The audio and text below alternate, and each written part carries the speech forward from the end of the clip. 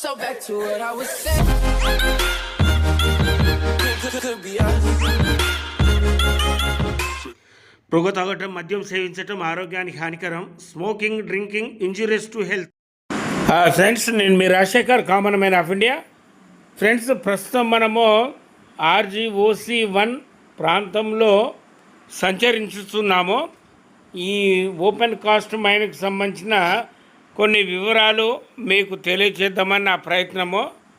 చూడండి, చూసి మీ అభిప్రాయాలు తెలియజేయండి. ఓకే, కమాన్.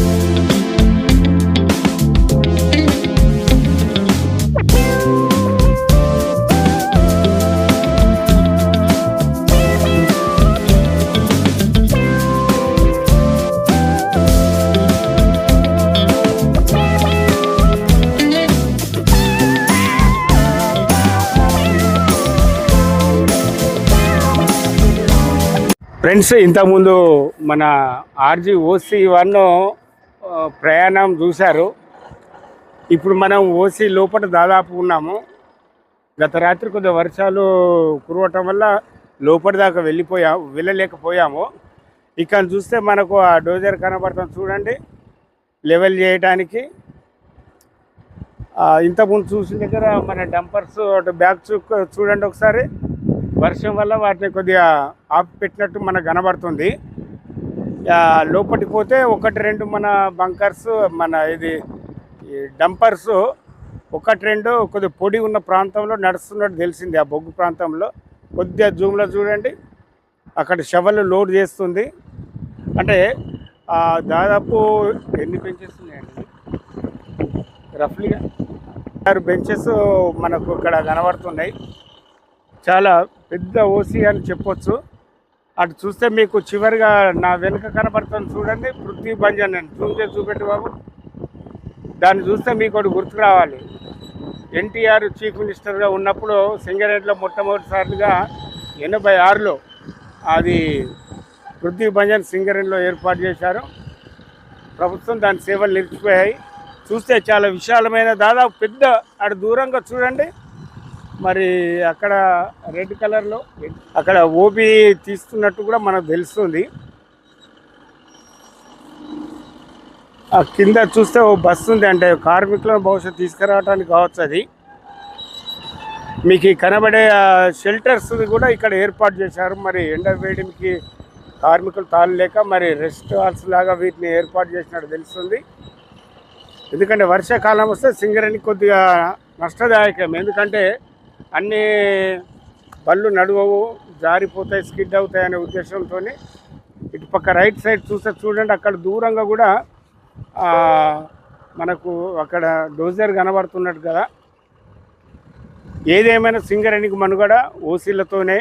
ఈ క్రమంలోనే యాజమాన్యం తీవ్రంగా కృషి చేస్తున్నట్టు తెలుస్తుంది. ఏది ఏమైనప్పటికీ మీకు ఓసీ యొక్క పని విధానము ఎలా ఉంటుంది అనేది చూపెడదామనే ప్రయత్నము. ఆ దూరంగా చూడండి, 2 డ్రిల్ మిషన్స్ కూడా కనబడుతున్నాయి. కొంచెం జూమ్ చేసి చూడండి, 2 డ్రిల్ మిషన్స్ కూడా అక్కడ డ్రిల్ చేస్తున్నట్టు కనబడుతుంది. బహుశా మామూలు బ్లాస్టింగ్ టైము 3-4 మధ్యలో, మధ్యాహ్నం 3-4 గంటల మధ్యలో బ్లాస్టింగ్ చేస్తుంటారు. ఎప్పుడు షిఫ్ట్ డిస్టర్బెన్స్ లేకుండా. ఏదేమైనప్పటికీ మనకు ఇటువంటి అవకాశం ఇచ్చిన జిఎం గారికి, పిఓ గారికి, స్థానిక హెచ్ఓడి సత్యనారాయణ గారికి, అలాగే మన ఏఈ గారికి, మన జేఈ గారికి కూడా మనం థ్యాంక్స్ చెప్పాలి. ఎందుకంటే సింగరేణికి సంబంధించిన టెక్నాలజీ మీకు చూపించే క్రమంలో వీరందరి సహకారం కూడా ఉంది అని భావించవచ్చు. కాబట్టి మనందరి తరఫున వారికి థ్యాంక్స్ చెప్పుకుందాం. ఓకేనా ఫ్రెండ్స్?